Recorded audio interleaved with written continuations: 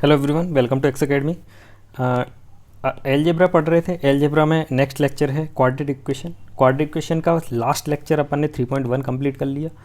अब 3.2 लेक्चर 3 का second part, इसमें देखेंगे क्वाड्रेटिक इक्वेशन का मेथड 2। राइट, इस लेक्चर में पढ़ेंगे क्वाड्रेटिक इक्वेशन का method 2, solving quadratic equation method 2। Method 1 में क्या पढ़ा था? धराचार्य जी का फॉर्मूला √b² - 4ac/2a। राइट, ये फॉर्मूला पढ़ा था और विविक्त कर पढ़ा था। मेथड 2 में देखेंगे बाइनोमियल एक्सप्रेशन मैंने बताया था अपने पहले लेक्चर में। राइट, जैसे कि x + 1 ये एक पद हुआ, ये दूसरा पद हुआ। इस द्विपद को बाइनोमियल या द्विपद बोलते हैं। x + 1 एक द्विपद है, x + y एक द्विपद है, x² + 2 एक द्विपद है। राइट, इसको द्विपद बोलते हैं, बाइनोमियल एक्सप्रेशन बोलते हैं। तो एक पद ले लिया अपन ने, ये इसकी वैल्यू 0 है, मतलब x = 2 ले लिया, x = 3 ले लिया। राइट, तो इसको इधर ट्रांसफ़र किया तो x - 2 = 0 हो गया और x - 3 = 0 हो गया। ये दो बाइनोमियल एक्सप्रेशन है। इनका अगर मल्टीप्लिकेशन करेंगे, गुणा करेंगे, तो जो इक्वेशन बनेगी उसमें स्क्वायर तो आएगा ही। तो इसको बोलते हैं क्वाड्रेटिक इक्वेशन। दो बाइनोमियल एक्सप्रेशन का मल्टीप्लिकेशन होता है क्वाड्रेटिक इक्वेशन। जब इससे ये बना, राइट, x - 2 × x - 3 का मल्टीप्लिकेशन किया तो x² - 5x + 6 आया। तो इसका अगर मैं रिवर्स कर दूं तो ये आना चाहिए। बस यही एक मेथड है कि इसको बाइनोमियल एक्सप्रेशन में कन्वर्ट करते हैं। तो x² - 5x + 6, इसमें इसको सॉल्व करने का जो मेथड है वो मैं बता देता हूँ स्टेप वाइज। सबसे पहले स्टेप नंबर 1, सबसे पहले ये जो 6 है, c की वैल्यू है, c की वैल्यू को अपन जितने फैक्टर्स बन सकते हैं उसमें लिखेंगे। 2 × 3 एक फैक्टर हो सकता है इसका, 1 × 6 एक फैक्टर हो सकता है, -2 × -3 एक फैक्टर हो सकता है, या -1 × -6 भी एक फैक्टर हो सकता है। ये फैक्टर हर बार आपको सारे नहीं लिखने हैं, जब आप प्रैक्टिस कर लेंगे तो सबसे पहले वही पकड़ में आएगा जो ज़रूरत है जिसकी। राइट, तो सबसे पहले फैक्टराइजेशन किया तो अपन ने, और दूसरा क्या है, सेकंड स्टेप क्या है, इस फैक्टराइजेशन में से वो वैल्यू पिक करनी है जिसका जोड़ b की वैल्यू के इक्वल आए। क्या इसका सम b की वैल्यू के इक्वल आएगा? 2 + 3 नहीं, +5 आएगा, तो इसका वैल्यू तो नहीं आएगा। क्या इसका आएगा? +7 आ रहा है, इसका भी नहीं है। क्या इसका आएगा? हाँ, इसका -5 आएगा, और जो कि -5 b की वैल्यू अपनी। जो फैक्टराइजेशन जो किया उसमें फैक्टर्स का एडिशन अपन को b की वैल्यू देता है, वो वाला फैक्टर लेना है। तो इसमें -2 × -3 b की वैल्यू दे रहा है, तो -2 × -3 ही फैक्टर होंगे। अब थर्ड स्टेप ये है कि इसको इस आधार में लिखना है। थर्ड स्टेप क्या है? -2 × -3 अपना एक फैक्टर बना इसका। राइट, तो x² - 2x - 3x + 6 = 0 चल रहा है। ये दो अपने पास पद आ गए, ये एक द्विपद हो गया, एक द्विपद हो गया। इसमें क्या कॉमन है? इसमें x कॉमन है, x - 2 हर बार कुछ ना कुछ कॉमन आएगा, इसीलिए फैक्टराइजेशन किया था। इसमें -3 कॉमन ले लेंगे तो x - 2 हो जाएगा। अब ये दोनों इन दो पद में कॉमन है, इसको ले लेंगे, और बचा क्या? x - 3 = 0 चल रहा है। एक बार इसको 0 से कन्वर्ट कर देंगे 0 में, तो x = 2 आ जाएगा। एक बार इसको 0 में कन्वर्ट कर देंगे और ये बचेगा, तो x = 3 भी आ जाएगा। तो दोनों वैल्यू आ गई x की, 2, 3। स्टेप वाइज एक बार सेम क्वेश्चन को मैं स्टेप वाइज लिख के दिखाता हूँ। स्टेप नंबर 1, इसका फैक्टराइजेशन किया b के फॉर्म में बनाने के लिए, तो इसका फैक्टर अपने पास आया -2 और -3। नंबर दूसरी स्टेप क्या है? इस b को इस फॉर्म में लिखना है, फैक्टराइजेशन के फॉर्म में लिखना है। तो x² - 2x - 3x + 6 = 0। और नंबर 3 ये अपन ने इस फॉर्म में लिख लिया, b के फॉर्म में लिख लिया। नंबर 3 कॉमन लेना है, तो x - 2 और -3 कॉमन लिया इसमें, इस पूरे में से, तो x - 2। अब इसमें से और इसमें से मैंने x - 2 कॉमन ले लिया, x - 3 = 0। और फोर्थ और फाइनल स्टेप है, एक बार इसको नलीफाई करके x = 3 निकाल लिया, एक बार इसको नलीफाई करके x = 2 निकाल लिया। x की वैल्यू आ गई 3, 2। एक की वैल्यू अल्फ़ा होगी, एक की बीटा होगी, किसी को भी कोई सी भी वैल्यू मान सकते हैं। तो ये दूसरा मेथड हुआ मल्टीप्लिकेशन सॉल्व करने का। इसमें हिट एंड ट्रायल बोलेंगे, इस मेथड को hit and trial. Hit and trial मतलब जस्ट गैस करना है फैक्टराइजेशन और गैस करके उस वैल्यू को पुट करना। ये कुछ क्वेश्चन है, अपन सॉल्व करके देखते हैं, राइट। तो x square minus 9 equal to 0 है, राइट। तो इसको मैं लिख सकता हूँ x square minus 3 square equal to 0। तो a square minus b square क्या होता है, a plus b into a minus b, right. तो x minus 3 into x plus 3, एक बार प्लस में एक बार माइनस में, तो इसको नलीफाई किया तो x इक्वल टू -3 आया, और इसको नलीफाई किया इसको तो x इक्वल टू 3 आया। तो x की दो वैल्यू आ गई, +3 और -3। ये एक्चुअली ऐसा क्वेश्चन आता है तो कोई भी मेथड की ज़रूरत नहीं है, इसमें भी फैक्टराइजेशन कर सकते हैं, सब कर सकते हैं, लेकिन -b + -√b² 4ac फॉर्मूला लगा के सॉल्व कर सकते हैं। लेकिन ये क्वेश्चन डायरेक्ट सॉल्व हो जाएगा, तो नो मेथड नीडेड। इस क्वेश्चन को सॉल्व करके देखते हैं। -b + -√b² -4ac अपॉन 2 है, 4ac अपॉन 2 है, ये अपन तो कर ही सकते हैं। इसको मैं सेकंड मेथड से सॉल्व करके दिखाता हूँ। x² - 9x + 20 = 0। इसमें 20 का फैक्टराइजेशन करेंगे तो आप देखेंगे 20 का तो 1, 20, 2, 10 बहुत सारे बन जाएंगे, लेकिन अपन को -9 चाहिए। तो एक फैक्टराइजेशन बनेगा -5 इंटू -4, इसका होगा, इसका मल्टीप्लिकेशन करेंगे तो +20 आएगा, ठीक है। तो ये फैक्टराइजेशन पॉसिबल है।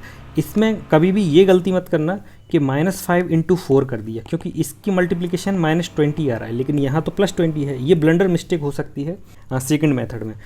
इस फैक्टराइजेशन की जो वैल्यू है, इस फैक्टराइजेशन की जो मल्टीप्लिकेशन है, वो c की वैल्यू के इक्वल आना चाहिए विद साइन, राइट।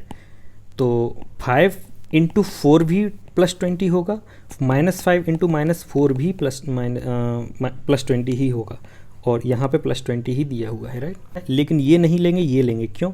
क्योंकि यहाँ -9 दिया हुआ है, ये वाला क्वेश्चन है। तो अपन ने 20 का फैक्टराइजेशन क्या किया, -5 इंटू -4। इसको, इस वैल्यू को अपन को इस फैक्टराइजेशन में कन्वर्ट करना है, तो x² - 5x - 4x, इन दोनों का एडिशन -9x है, ठीक है। +20 = 0। पहले बार इसमें से कुछ कॉमन लेंगे तो x - 5, -4 कॉमन लेंगे तो x - 5, x - 5 कॉमन लेंगे तो x - 4 बचेगा, इक्वल टू 0। एक बार इसको नलीफाई करेंगे तो x = 4 आ गया, इसको नलीफाई करेंगे तो x = 5 आ गया। तो x की दो वैल्यू आई, 4,5, ये अल्फ़ा हो गया, ये बीटा हो गया, दोनों मूल आ गए। इस पर्टिकुलर क्वेश्चन को मैं दोनों मेथड से करके बताता हूँ, ठीक है। सबसे पहला मेथड नंबर 1, धराचार्य फॉर्मूला जो बताया था उससे सॉल्व करेंगे। तो फॉर्मूला क्या था, अल्फ़ा, बीटा इक्वल टू होगा -b + -√b² - 4ac अपॉन 2 है। ये फॉर्मूला अपन ने पढ़ा है, ठीक है। इसमें a की वैल्यू क्या है, a = 1 है, x² का गुणांक, b = -6 है, ये अपना x का गुणांक, और c = -7 है, राइट। a = 1, ये -6 और ये -7। तो इस पूरी वैल्यू को इसमें अप्लाई करेंगे तो अल्फ़ा, बीटा इक्वल टू क्या हो जाएगा, -6, b की वैल्यू हो गई, प्लस माइनस अंडर रूट में b² - 6 का square minus 4ac, 4 into a की वैल्यू है 1 इंटू c की वैल्यू है -7, राइट, अपॉन 2a। तो -6 कितना हो जाएगा, +6, राइट। तो प्लस माइनस अंडर रूट में b² 36 माइनस ये माइनस प्लस हो जाएगा, तो 28 अपॉन 2 इंटू ए की वैल्यू क्या है, 1 है, राइट।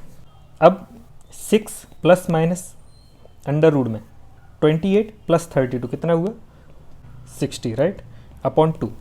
तो अपॉन 2 से डिवाइड करूँगा मैं 6 को तो आ जाएगा 3 प्लस माइनस √60 अपॉन 2, राइट। अब इसको सॉल्व करना है तो इससे मैं 4 कॉमन लेके बाहर निकालूंगा, तो 3 प्लस माइनस अंडर रूट में 4 इंटू 15 अपॉन 2, ठीक है। अब इधर सॉल्व कर रहा हूँ, 3 प्लस माइनस 2 √15 अपॉन 2, 2 से 2 कट जाएगी, तो इसकी वैल्यू क्या आई, 3 प्लस माइनस √15। अब देखिए इसको मैं दोनों से करवाना था, लेकिन इसकी वैल्यू आ रही है 3 प्लस माइनस √3। अब अपन ऐसे कोफिशिएंट तो इमेजिन ही नहीं कर सकते, तो इस प्रकार के अगर सॉल्यूशन आने वाले हैं या संभावित रूप से ऐसे सॉल्यूशन आएंगे जिसकी वैल्यू रूट में भी आएगी, तो उसके लिए ये फॉर्मूला बेस्ट रहेगा, क्योंकि इस फॉर्मूले से हर टाइप का क्वेश्चन सॉल्व हो सकता है, किसी भी टाइप का क्वेश्चन हो इस फॉर्मूले से अपन सॉल्व कर सकते हैं। इसमें एक बार प्लस ले लेंगे, एक बार माइनस ले लेंगे, तो अल्फ़ा इक्वल टू हो जाएगा 3 प्लस √15, बीटा इक्वल टू हो जाएगा 3 minus √15, right, that's the answer. इस क्वेश्चन को सॉल्व करते हैं। तो सबसे पहले धराचार्य का फॉर्मूला लगाते हैं minus b plus minus under root में b square minus 4ac upon 2a, right.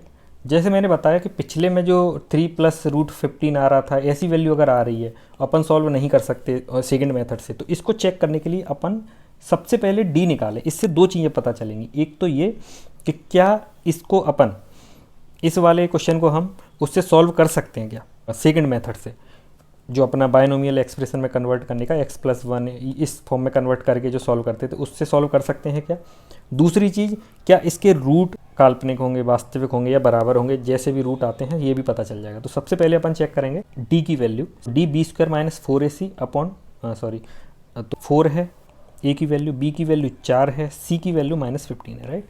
तो b स्क्वायर क्या हुआ, 4 का स्क्वायर माइनस 4 इंटू ए भी 4 है, c की वैल्यू होगी -15, माइनस माइनस प्लस हो जाएगा तो 16 प्लस 240, तो ये हो गया 256, राइट। तो मतलब इसके मूल वास्तविक होंगे।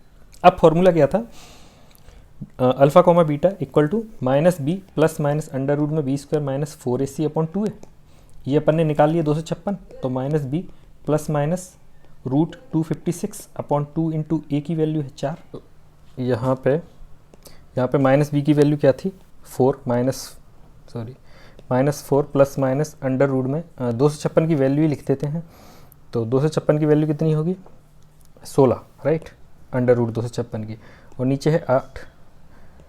अब ये आया -4 प्लस माइनस 16/8, इसके दो पॉसिबल हैं, अगर प्लस साइन लूँगा तो अल्फ़ा इक्वल टू हो जाएगा -4 प्लस 16 अपॉन 8, तो इसकी वैल्यू आई 12/8 है ना, 3/2, और इसकी वैल्यू जब मैं माइनस साइन लूँगा तो बीटा इक्वल टू हो जाएगा -4 minus 16 upon 8 equal to -20 upon 8 equal to -5/2। ये दो आंसर होंगे, अल्फ़ा की वैल्यू ये हो गई, बीटा की वैल्यू ये हो गई।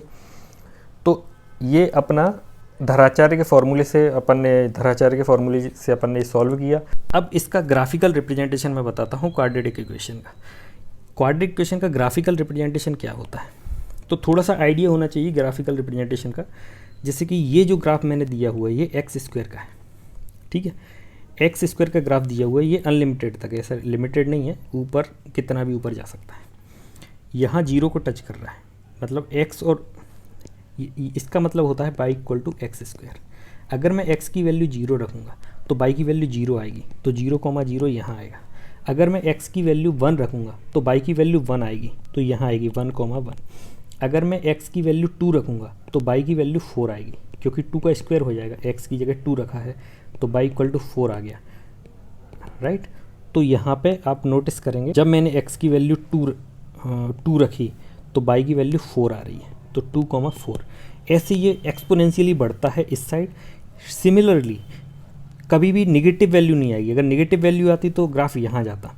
तो जब मैं x की वैल्यू -2 रखूँगा तब भी y की वैल्यू 4 ही आएगी, क्योंकि -2 का स्क्वायर 4 होगा। तो जब मैंने -2 रखी तो y की वैल्यू +4 ही आई, राइट। तो -2,4 आई। तो इस प्रकार ये ग्राफ बनता है।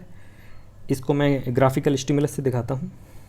ये एक्स स्क्वायर है, अगर मैं इसमें +1 कर दूँ तो ग्राफ शिफ्ट हो जाएगा। अगर मैं कोई इक्वेशन लेता हूँ तो ग्राफ ये आएगा, राइट। ग्राफ हमेशा ऐसा ही आएगा, पैराबोलिक ही आएगा, लेकिन कोई भी इक्वेशन ले लेंगे। अगर मैं इमेजिनरी इक्वेशन लेता हूँ, राइट, जब मैं इमेजिनरी इक्वेशन लूँगा तो x +9 ये एक इमेजिनरी इक्वेशन है, तो इसका ग्राफ प्लॉट हो ही नहीं सकता, ग्राफ एग्जिस्ट नहीं कर सकता, क्योंकि एक इमेजिनरी लाइन है, ऐसी लाइन पॉसिबल ही नहीं है, तो इसका कोई ग्राफ नहीं बनेगा, राइट। तो अभी तक समझ में आया कि ग्राफ ऐसा ही बनेगा, कैसा भी इक्वेशन ले लें, x² -1 = 0, ये इक्वेशन ले लेंगे तो एक शिफ्ट हो जाएगा, ग्राफ ऐसा बन जाएगा। शिफ्ट होंगे लेकिन ग्राफ ऐसे ही बनेंगे जितने भी क्वाड्रेटिक इक्वेशन लेंगे, राइट। तो ये ग्राफिकल रिप्रेजेंटेशन थोड़ा सा आइडिया हो गया होगा। तो यहाँ पे दोनों लेक्चर कंप्लीट होते हैं क्वाड्रेटिक इक्वेशन के। चैनल को सब्सक्राइब करिए। Thanks for watching.